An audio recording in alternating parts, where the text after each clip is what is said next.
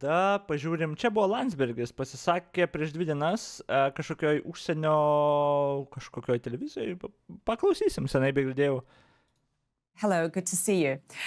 Good to see you. First of all, I can see your calls towards TV Europe. Rain. There will be no miracles, you write on X. EU needs to act, sanction Russia, arm, help Ukraine. But of course, I see some hesitation among the EU leaders, and of course you see this hesitation too. Could you explain what is going on and why is this such a tough question to decide? I think that the main issue here is that there are two different understandings of what is going on in Europe. We see part of Europe, mostly in the eastern flank, in the Baltic countries, further to the north or further to the, to the south, like Poland, Romania, where countries really do understand that what we're seeing could be potentially of an existential risk to Europe and to our countries. Mm-hmm. And then there are other people, other leaders, other countries where the feeling is a bit different. They might think that United States position is not really changing, that the Trump is changing his opinions. He might change it back. He might, start supporting Ukraine or something like that. And there are those who still believe that Putin is not as dangerous as, somebody from the Baltics, present him. Mm-hmm. That maybe he's too tired, maybe economy is doing really poorly. And maybe, when he's gotten what he wants in Ukraine from the Americans, and maybe he will be satisfied and no longer willing to go. But we point them to the Second World War, and we say, look, there have been examples like that, and there were people who thought that after Czechoslovakia, Hitler will definitely not continue. Mm. That didn't work out so well. So I saw the interview, and you mentioned it, by the way, with Steve Witkoff and Tucker Carlson. And Witkoff is saying Vladimir Putin is not going across Europe. He doesn't need this. And why would be Vladimir Putin interested in European countries? And Tucker Carlson supports him, and they laugh together. So you think he is interested? Are you expecting invasion coming from Russia? For example, in your country, Lithuania? Well, look, I mean, everybody who, was following Russian statements in 2021, Russia was never interested in attacking Ukraine. And here we are. Russia was never interested in starting a war in 2014, was never interested in remaining in after attacking Georgia in 2008. Well, Russia is definitely one of the most peaceful countries that has started the most wars. It's a paradox. So, I look at the action and I suggest that we start preparing. That is my main goal. And the more Kremlin denies it, the more prepared I would like us to be. Mm-hmm. So it's, when I listen to Witkoff, for me, it's literally like a person who was given a script in Kremlin, took it back to United States, read it to Tucker Carlson, and got Tucker Carlson, surprised of how far, you can actually take the propaganda. Yeah. I would like to ask you, you have this conversations, I assume, with European politicians and diplomats and leaders of European Union. I can imagine you get the questions from them about, for example, the NATO threat. Man įdomu, dabar Landsbergis turi kažkokią, aš žinau, pareigas ar kažką, jis kaip atsitraukė vapšė nuo politikos vos ne. Ar jis dabar, nėra, kad vapšė nulis to, aš nežinau, kokios, kam ten dabar svarbu su juo kalbėti ar panašiai, pavyzdžiui, kai jis net nedalyvauja niekur, aš nežinau. That Vladimir Putin is mentioning all the time. And there are so many people right now in the West, not only in the US, that actually believe that Putin's, suggestions that NATO is a problem and a threat to Russia are legit. Do you need to explain, do you have to explain to people around you what is actually going on, and how successful are you? Well, indeed, there are people. I wouldn't be able to say, are there many of those, or how many of those are there in the West. But my point is always that NATO is only a threat to Putin's imperialistic genocidal goals. If not for NATO, I don't think I would be, living in my country right now. I mean, in the way that it is currently. I'm pretty convinced that, that Putin's goal is to rebuild, Russian, Soviet empire, whichever, maybe he doesn't have any specific empire in his mind, but basically to expand the borders of Russia. And Vladimir Zelensky has suggested in Munich that Europe should have its own army. Would you agree with this idea? Well, Europe should be definitely doing more to defend itself, to be able to defend itself. I would even, specifically if it's an army, if it's an industry, it doesn't make much difference at this point. We have all of our, every single country has its own army. They can work together, alliances can be, remade, redone within the European Union. What we need is industry. Currently, I think that this is the main thing. We need production. We need to produce more because, unfortunately, Russians, North Koreans, and Iranians are outproducing us. Yeah, and when we talk about arming of European Union and Europe's army or wherever, there is NATO still acting. But do you think Donald Trump is capable of leaving the alliance? Well, that's remained to be seen. There have been messages to one side and to the other side. I think that at this point it's not that that's not important at this juncture. What is most important, how does Putin reads it? If Putin believes that NATO is weaker, that that he has Trump where he wants him, basically now they're kind of forming their own alliance. So this is the main problem. Because until the point where Putin believes that Article 5 will stop him, he will not test it. He doesn't want to lose the war. He would not want to lose the war. But if he believes that that the NATO is no more, Article 5 is no more, he would be ready to test it. And then let's think about what kind of messages we've been sending to Putin, since Donald Trump was elected. And this is where my main worry comes from, because he might be reassured that, who knows, maybe I should try. And are you expecting the deal between Trump and Putin? Because obviously, if they have a deal, the threat towards your country and other Eastern European nations would be higher. So, do you think they will sign something in the foreseeable future? And what would they sign, actually? Well, I think that the deal, at least mentally, is already made. The promise that Trump made to his voters, the promise that he made publicly already after the talks, that it will be fast, it will be, everything will be fine. Shows that any price that Putin will ask, most likely Trump will be ready to pay. And from the official statements of the administration and Witkoff and others, when we're hearing, Russian speaking points, for me, it sounds like, that Americans are actually adopting everything that that Putin is asking. Putin wants new election in Ukraine. Trump supports it. Putin says that the territories are de facto Russian, or even de jure Russian. Trump might support this as well. No NATO in Ukraine. Again, American support. So basically, Putin is getting everything that he wants. And in the circumstances, would the European... Ir žiūrėjau, juokingiausia dar su šita situacija, tai kad, tipo, ten pradžioje kaupino žmonės, kad čia derybų strategija. Ir tada, kai Zelenskį ten apriekė, pažemino, visiškai credibility sunaikino savo. Ir tada kas buvo, kai atėjo eilė, I guess, kai kamuolys buvo, kaip sakant, Rusijos, salėj rankose, nežinau, kaip čia išversti reiktų. Kas tada buvo? Ar Amerika irgi darė kažkokį spaudimą Rusijai? Nope. Jokio? Nope. Priešingai. Tarifų net neįvedė, kai visiems kitiem įvedė. Tai tipo, niekaip, jokios savo galios neparodė, kad visiškai nieko nepadarė. Jokios savo galios nepademonstravo Amerika, kad, kad paspaust Rusiją. O kaupino ten magatardai visokie, kad čia Trumpo strategija su Zelenskiu dėrėtis. Mes, aišku, visi supratom, visi žinojom, kad ten, aišku, ne. Bet jo, ir dabar praėjo jau, kiek jau, mėnų jau praėjo, net nežinau, kiek laiko praėjo.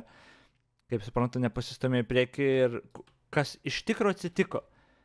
Trumpas daug kartų pasisakė, koks jis nepatenkintas, kad Rusai bombarduoja toliau, bet Zelenskis apšauktas vis tiek liko. Rusijos propagandos tie talking pointai, jie buvo išsakyti White House Ir visi tie talking pointai, kad jis nelegitimus prezidentas ir visko atėjo išsakyti, ta žala niekur nedingo, jis neatsėmė tų dalykų, Trumpas, kur pasakė, tarifuoja visus, dabar pauzė, gal nežinau, tarifuoja visus, įskaitant ir Ukrainą, Rusijos ne. Gan įdomu yra, kokie iš tikrųjų yra veiksmai kol kas padaryti, veiksmai visiškai Rusijos naudai. Nežinau. Union be able to support, to defend Ukraine? Do you think there is a political will in the European Union? Because I can see, of course, Starmer, I can see Macron and others, I can see your country, and Poland, and Latvia, and Estonia, but the majority, we have already discussed this. There is no majority of the Europeans who would be actually ready to take responsibility. Do you think that there is a chance of Ukraine not losing this war because of the support of the Europe? Well, Europe clearly could or would be able to support Ukraine in a way that Ukraine would find itself in a way stronger position than it is now. Just take industry.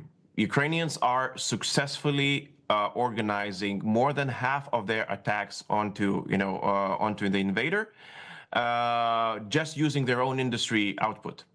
Drones or ammunition or, rockets, whatever, they are able to produce it. And they could produce even more. Would they do that? I mean, whether Europeans would do that. Yeah. But that remains to be seen. I think, again, reverting to my previous point, I don't think that everybody understands that Ukraine currently is fighting for European security. Okay, if you don't mind, I would like to ask you about your position. Jis bando atsakymą išgauti, bet jis labai iš tikrųjų išvengia, tokių tiesioginių atsakymų, nes jis nežino ir nespekuliuoja, bet jo, to be seen, jis nežino, ar Europą priimtų ar nepriimtų, o jinai nori, kad jisai spekuliuotų tiesiog labiau, tai jis nelabai duoda, ko jinai nori. Because I know that you discuss it and you write on Twitter, on X, posts about that. So, do you think that all of Russians actually proactively support Putin and his war? I think that Putin has a mandate from his people for his imperial ambition. And that is a problem that I think Russian people will have to deal for a very long time until they figure this out. I don't see a very clear opposition to the idea of where the war is coming from.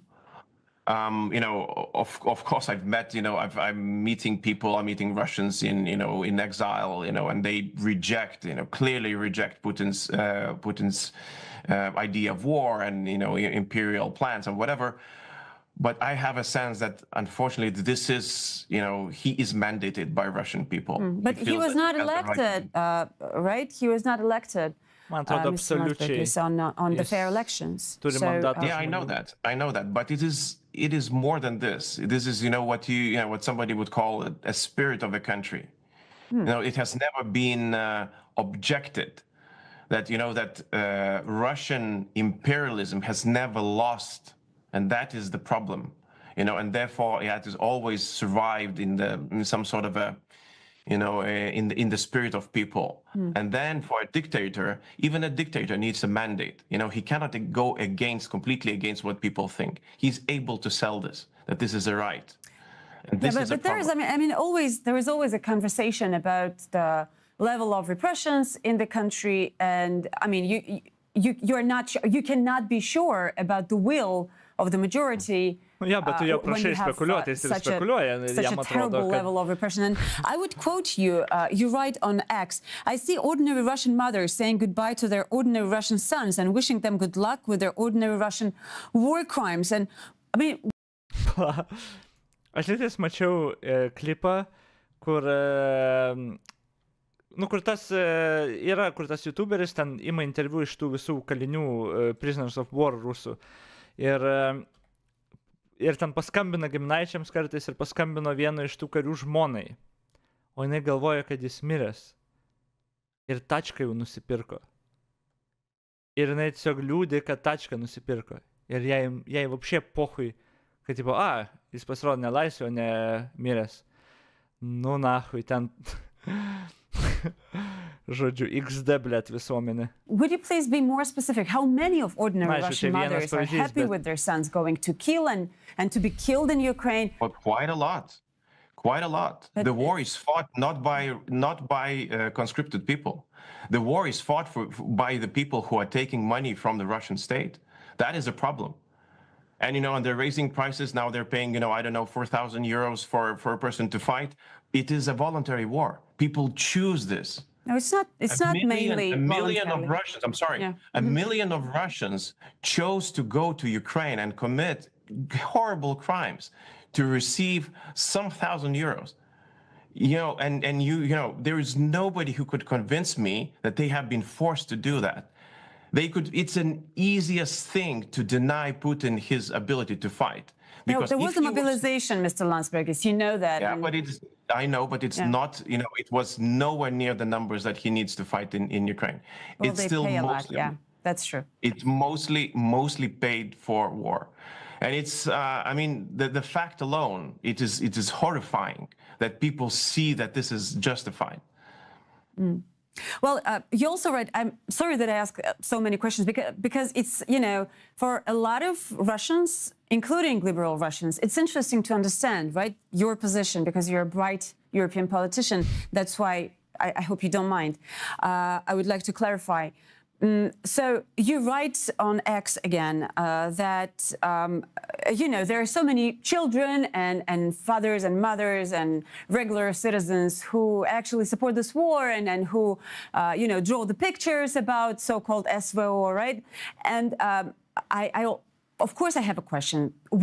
When you guys, Europeans, impose sanctions against Russian citizens, explaining it with your vision of Russian mothers' morale, but simultaneously, at the same time, you cannot actually make your European colleagues act against the aggressor. Doesn't it look like weakness, Mr. Landsbergis? It is weakness. What do you think about that? I think it is weakness. Well, I've never said that, that Europe looks as strong as it should be. Oh, okay. I'm always open, to conversation about what Europe should be doing, right? I'm always calling for more sanctions and, not to support the, Russian ambition in any way. But that cannot be compared to what is, to the decisions that are, being done in Russia. Like what? No, Russia started the war, and not the first. Obviously. Yeah. So that is literally very, interaction. very different things. No, I'm saying that. If it's about the efficiency, maybe there should be sanctions against Vladimir Putin, his assets, his Ministry of Defense, and so on and so forth, not against the regular citizens. This is what I'm saying. Oh no, I'm just suggesting. I understand your point. No, I've always supported the idea that it is basically there are people who are sorry about this. It's okay. I have a Some dog too. animals. I love dogs. I've always been criticizing and pushing back on the notion that there are people who are saying this is Putin's war, and I said it is not. Unfortunately, it is not. That is way too easy thing to go out and say that it's Putin's war. Right? You find one person to blame and you say he made the decision. No. It is, unfortunately, this is a country that chose a very wrong path, and it will take, I don't know how many years for it to return to something normal. It will be a very deep spiritual recollection needed of how to explain what has happened. And pinning it on one person, it will never suffice. Nobody will trust, Russia ever again. Just take a look at how long did Germany have to go through? And there were people who were saying, okay, this was Hitler's fault. Yeah, probably some of it was. But the country went crazy. The whole country went crazy. And, the very similar things are happening in Russia. Well, partly I do agree with you. There are. Man susidaro vaizdas, kai šitoks biškai, aš žinau, kad aš interviu gal šiaip pavargęs, bet toks užsipisęs ir pavargęs. Bet jis man taip atrodė ir tada, kai pasitraukė iš politikos realiai. Ir įdomu, ar kažkada mes pamatysime į politikoje, ar jis ten kandidatuosis kažkada. Šiaip man atrodo, nežinau, kiek yra įprasta tiesiog politikam pasitraukti tiesiog. visiškai atrodo, nu tiesiog visiškai pasitraukė. Tai gali būti indikacija, kad, nu, nežinau, čia galbūt daug indikacijų gali būti, nu, daug dalykų gali reikšti, bet pirmo mano mintis buvo, nu, kad galbūt ženklas būtent to, kad, nu, nesiekė kažkokio, žinai, tiesiog galios ar panašiai, kad actually dirbo, nu, iš idėjos ir dirbo ir, nu, kai pati politika gal nėra taip, kad, nu, įdomu, kaip čia, ne tik, kad įdomu, kad, nu, kad pati politika būtų siekiamybė, tipo, ar kažką tokio, nes tiesiog jis galėjo laisvai kandidatuotis, bet įvairių žmonių yra, nežinau, kai kurie pavargsta greičiau, burnautina, neįsivaizduoju, bet jo, sunku pasakyti, įdomu, kaip bus ateitis jo. Šiaip, man atrodo, jis turėtų turėti vietą mūsų Lietuvos politikoje ir, man atrodo, naudinga būtų Lietuvai turėti, bet jo, bet jo, aš nekaltinčiau, jeigu jis niekada nenorėtų Lietuvos politiką eiti. Tuose tiek, kiek vien dėl pavardės gali gauti heito, tipo, ir nesvarbu net ką sakai, ką darai, tiesiog to pavardė yra kokia yra ir, tipo, aš žinau daug, ką jisai padarė, nu, kaip čia, nu, konkrečių veiksmų, aš tik mačiau, kai jis reprezentavo Lietuvą visą laiką gerai. Labai aiškiai visą laiką linija, aiškiai pozicija, gerai artikuliuotas, nu, Lietuvos užsienio reikalų ten ministras, jo veidas, tarkim. Ir that's fine, nu, jis, jo, nežinau, ką jis kalbėdavo ten per laivus, kai ten sakėt, jis ten laivus darydavo ir panašiai. Bet jo, gan sad yra, kad, vat, ne. A lot of people who support, but at the same time, you know, I think it's very easy. It's easier to blame the whole country No. because it's tougher and it's more complicated to understand the details and nuances of the situation in a country which is the biggest in the world, right? It's 140 million. Jis galėjo pasiimti savo žmonos pavardę ir kas būtų pasikeitę, nu, Landsbergienė. Tai people and they do not think they do not think the same. They're not thinking in the same way. Look, all of them. I understand. But anyways. Unfortunately, there are people who do understand Russia outside Russia. Okay. Who had been forced to live in single apartment building with Russia against our free will. So we do know what it means to be with Russians. We don't want that to be repeated. Okay, I do understand your point. At the end, I just wanted to wrap up the conversation. What's your suggestions about the forthcoming future? Like in the coming weeks and months, what would we see actually? What would be your prediction of the things considering Russian, American, Ukrainian talks?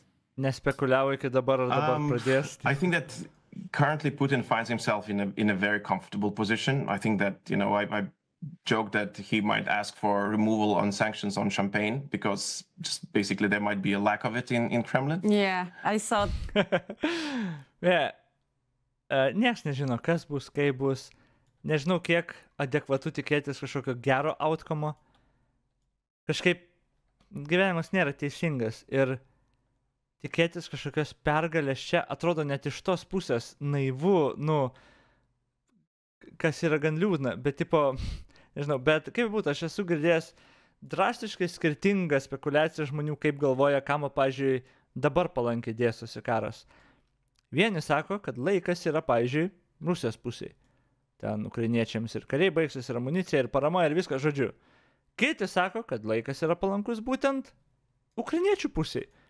Nes Rusija tiesiog visiškai bankrutuoja ir ten, ekonomiškai implaudina ir panašiai.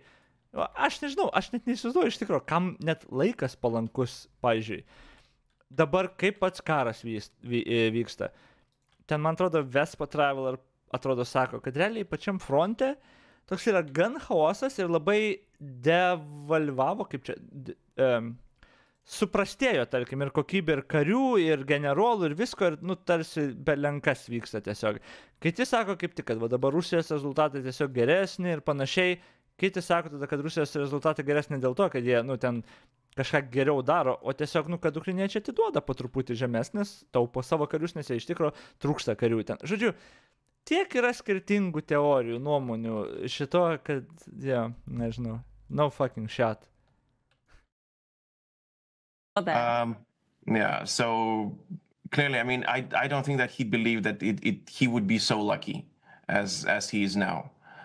And probably now they have to figure out how far can they take Norėtųs, it. kad pasaulis pradėtų biškį healinti, bet how best to structure the deal with Americans, and then how to pursue it further. Any hopes that that he will do something out of kindness of heart, unless it is retreat from Kiev. I don't think that he will do anything out of kindness of his heart. That means that he will pocket everything that goes his way. All the sanctions removals, anything, present it as a victory, and then think about his next conquest. Well, let's see how the European leaders act, right, in front of this threat. Thank you so much. It's Karalius Landsbergis, former Minister of Foreign Affairs of Lithuania. Visai aš pasiilgstu Landsbergio, žinokit, kai jis ir kalbėdavo, ir yra kaip yra. Jo, nežinau, kokia ateitis bus, neįsivaizduoju net. Koks vakaras ilgas, kaip širdį man kelia.